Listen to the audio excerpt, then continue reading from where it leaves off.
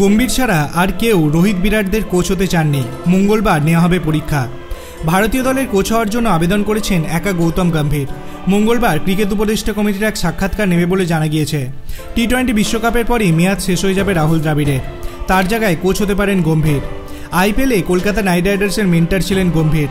তার সাক্ষাৎকার নেবেন উপদেষ্টা কমিটিতে থাকা অশোক মালহোত্রা, যতীন পাঞ্জারে এবং সুলক্ষণা নায়েক। মঙ্গলবারই সেই সাক্ষাৎকার নেওয়া হবে বলে জানা গিয়েছে।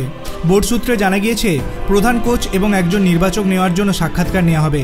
উপদেষ্টা কমিটি নিজেদের সিদ্ধান্ত জানানোর পর বোর্ডের তরফে ঘোষণা করা হবে কোচ এবং নির্বাচকের নাম।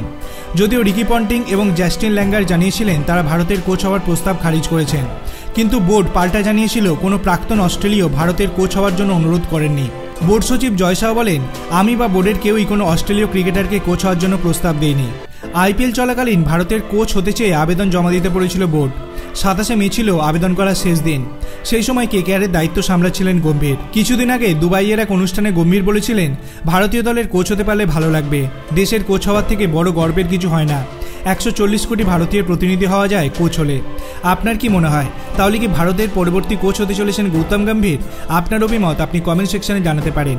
ভিডিওটি ভালো লাগলে লাইক করবেন, চ্যানেলটিকে সাবস্ক্রাইব করতে ভুলবেন না। ধন্যবাদ।